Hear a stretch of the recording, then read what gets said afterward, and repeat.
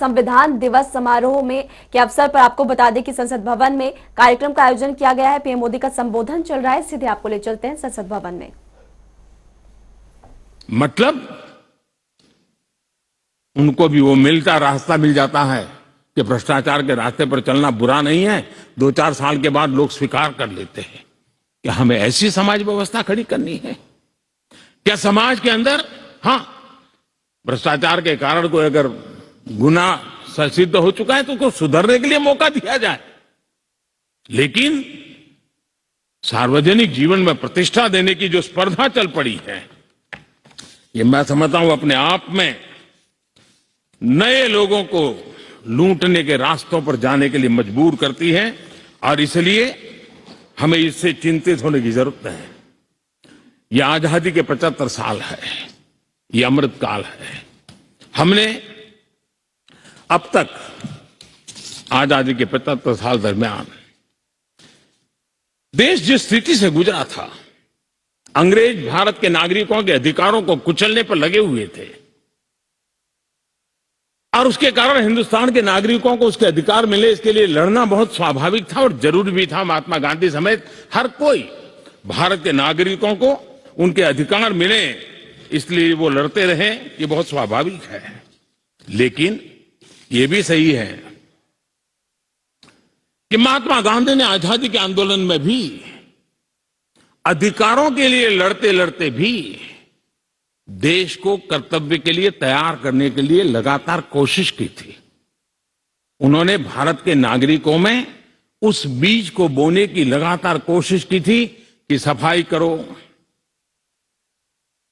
प्रौढ़ शिक्षा करो, नारी सम्मान करो, नारी गौरव करो, नारी को एम्पावर करो, खादी पहनो, स्वदेशी का विचार, आत्मनिर्भर भारत का विचार, कर्तव्यों की तरफ महात्मा गांधी लगातार देश को तैयार करते रहे। लेकिन आजादी के बाद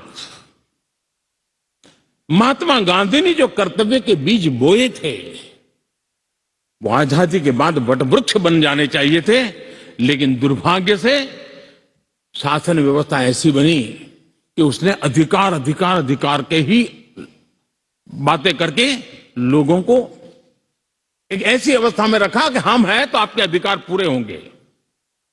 अच्छा होता देश आजाद होने के बाद कर्तव्य पर बल दिया गया होता तो अधिकारों की अपने आप रक्षा होती।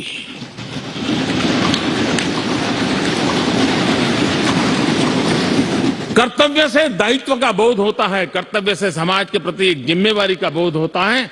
अधिकार से कभी कभी एक याचक वृत्ति पैदा होती है कि मुझे मेरा अधिकार मिलना चाहिए, यानी समाज को कुंठित रखने की कोशिश होती है।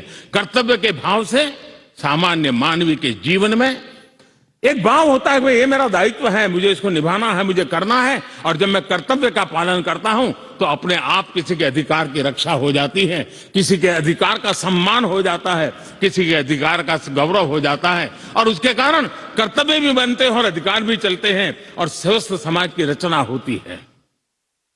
आजादी के अमृत महोत्सव में हमारे लिए बहुत आवश्यक है कि हम कर्तव्यों के माध्यम से अधिकारों की रक्षा करने के रास्ते पर चल पड़े। कर्तव्य का वो पथ है जिसमें अधिकार की गारंटी है।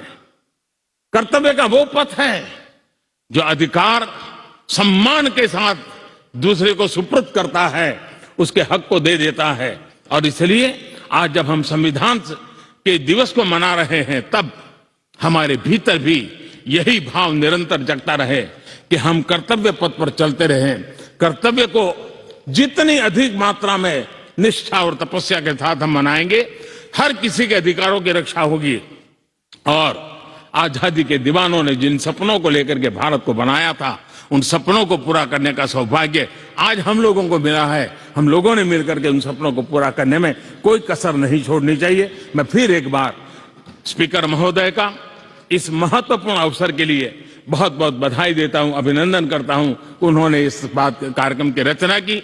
ये कार्यक्रम किसी सरकार का नहीं था, ये कार्यक्रम किसी राजनीतिक दल का नहीं था, ये कार्यक्रम किसी प्रधानमंत्री ने आयोजित नहीं किया गया था।